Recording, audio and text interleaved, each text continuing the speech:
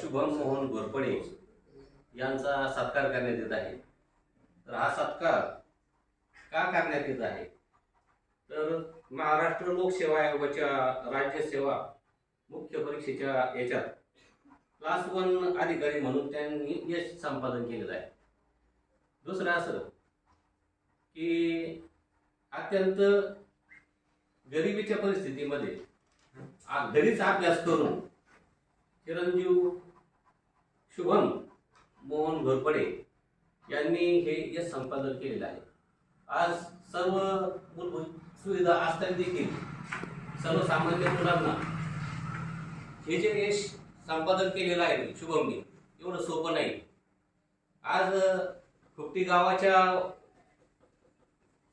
दृष्टिकोनातून जर बघितलं तर फार अभिमानाची गोष्ट आहे। आणि म्हणून आज रामकृष्ण विविध कार्यकारी सहकारी संस्थेच्या वतीने या ठिकाणी त्यांचा सत्कार करण्यात येत आहे। त्याचप्रमाणे रामकृष्ण पत संस्थेच्या वतीने देखील त्यांचा या ठिकाणी सत्कार करण्यात येत आहे। मी श्री दीपक सर त्याचप्रमाणे श्री कारले सर यांना विनंती करतो की त्यांनी माननीय शुभम मोहन घोरपडे यांचा सत्कार करावा अशी मी त्यांना विनंती करतो।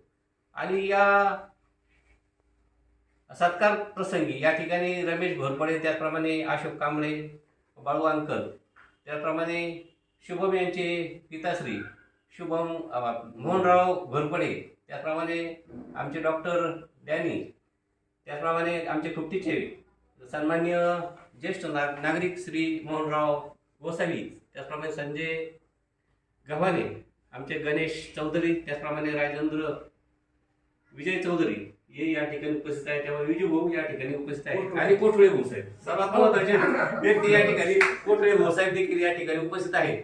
आणि हा आनंद उत्सव आपण या ठिकाणी साजरा करत आहोत।